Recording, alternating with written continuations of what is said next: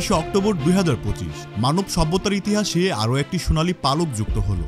মহাকাশের অসীম অন্ধকারে এক নতুন আলোকবর্তিকা নিয়ে ছুটে চলল চীনের শ্যানঝো 21 মিশন।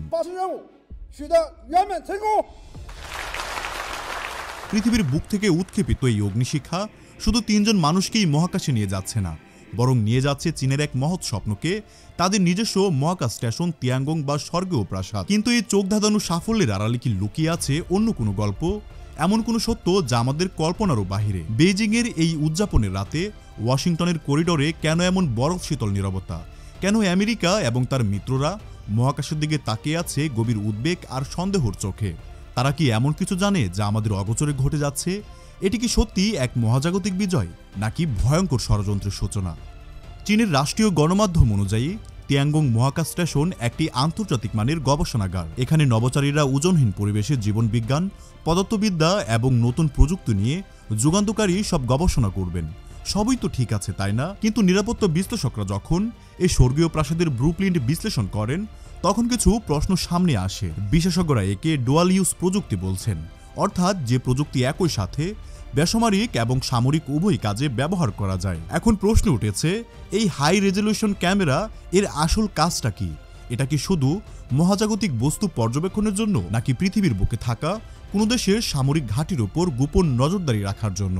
এর শক্তিশালী সিগন্যাল রিসিভারগুলো কি আবহাওয়া তথ্য সংগ্রহের জন্য, নাকি শত্রুপক্ষের গোপন রেডিও বা স্যাটেলাইটের কমিউনিকেশনের আড়ি পাতার জন্য? সমালোচকরা আশঙ্কা করছে এটি আসলে মহাকাশে ভাসমান পৃথিবীর সবচেয়ে শক্তিশালী এবং গোপন গোয়েন্দা স্টেশন। এই সন্দেহকে আরও ঘনীভূত করেছে বর্তমান বিশ্বের ভূরাজনৈতিক পরিস্থিতি। একদিকে আমেরিকা এবং তার পশ্চিমা মিত্ররা, অন্যদিকে চীন এবং তার মিত্রদের নিয়ে তৈরি হচ্ছে এক নতুন ক্ষমতার বলয়। এই পরিস্থিতিতে মহাকাশের নিয়ন্ত্রণ যার হাতে থাকবে, পৃথিবীর ক্ষমতার লড়াইয়ে সেই এগিয়ে যাবে। আর এখানেই আসছে এক চাঞ্চল্যকর প্রশ্ন, চীনের এই বিশাল প্রকল্পে তারা কি একা? অনেকেই ধারণা করছে পর্দার আড়ালে হয়তো কাজ করছে এক নতুন মহাজাগতিক জোট। রাশিয়া মহাকাশ গবেষণায় যার অভিজ্ঞতা কিংবদন্তি তুল্য, তারা চীনের সাথে মিলে চাঁদে একটি পারমাণবিক শক্তিচালিত ঘাঁটি তৈরির পরিকল্পনা করছে। এটা কি আসলেই সম্ভব যে তিয়াঙ্গং স্টেশনের প্রযুক্তিগত উন্নয়নেও রাশিয়ার গোপন সহায়তা ছিল? একবার ভাবুন তো, চীনের হার্ডওয়্যার এবং অর্থনৈতিক শক্তি আর রাশিয়ার কয়েক দশকের মহাকাশ যুদ্ধের অভিজ্ঞতা, এই দুই যদি একত্রিত হয়, তবে তা আমেরিকার জন্য এক ভয়ঙ্কর দুঃস্বপ্ন হয়ে দাঁড়াবে।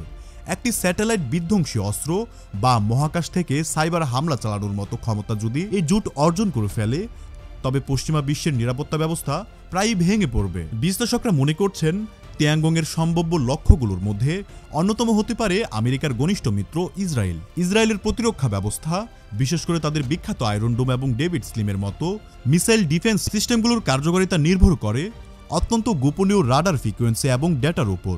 মহাকাশ থেকে যদি চীন এই সিস্টেমগুলোর উপর নজরদারি করতে পারে এবং সেই তথ্য ইরানের মতো ইসরায়েলের শত্রু দেশগুলোর কাছে পাচার করে, তবে তার পরিণত হবে খুবই ভয়াবহ। আর আমেরিকার কথা তো বলাই বাহুল্য। পেন্টাগনের গোপন সামরিক পরিকল্পনা, সিলিকন ভ্যালির প্রযুক্তিগত গবেষণা, এমনকি এরিয়া 51-এর মতো অতি গোপনীয় ঘাঁটির উপর 24 ঘন্টার নজরদারি করার এক অভূতপূর্ণ ক্ষমতা চলে আসতে পারে চীনের হাতে, যা আমেরিকার জাতীয় নিরাপত্তাকে একেবারে খাদের কিনারায় নিয়ে যাবে। আমেরিকা অবশ্য বসে নেই। তাদের নিজস্ব স্পেস ফোর্স এবং গোপন মহাকাশযান X-37B এর মতো প্রকল্পগুলো হয়তো এই হুমকি মোকাবেলার জন্যই তৈরি করা হয়েছে। মহাকাশে হয়তো ইতিমধ্যে শুরু হয়ে গেছে এক নীরব এবং অদৃশ্য যুদ্ধ। তাহলে সত্যটা কি? তিয়াঙ্গং কি সত্যি মানবজাতির অগ্রগতির জন্য এক নতুন প্রতীক, নাকি মহাকাশের গভীরে লুকিয়ে থাকা এক নীরব ঘাতক, যা নীরবে আমাদের ভবিষ্যৎকে নিয়ন্ত্রণ করার অপেক্ষায় আছে? প্রিয় দর্শক, এই ভিডিও সম্পর্কে আপনার একান্ত ব্যক্তিগত মতামতগুলো আপনি চাইলে কমেন্ট করে আমাদের জানিয়ে দিতে পারেন। দেখা হচ্ছে পরবর্তী ভিডিওতে। ভালো থাকবেন, সুস্থ থাকবেন। ধন্যবাদ সবাইকে।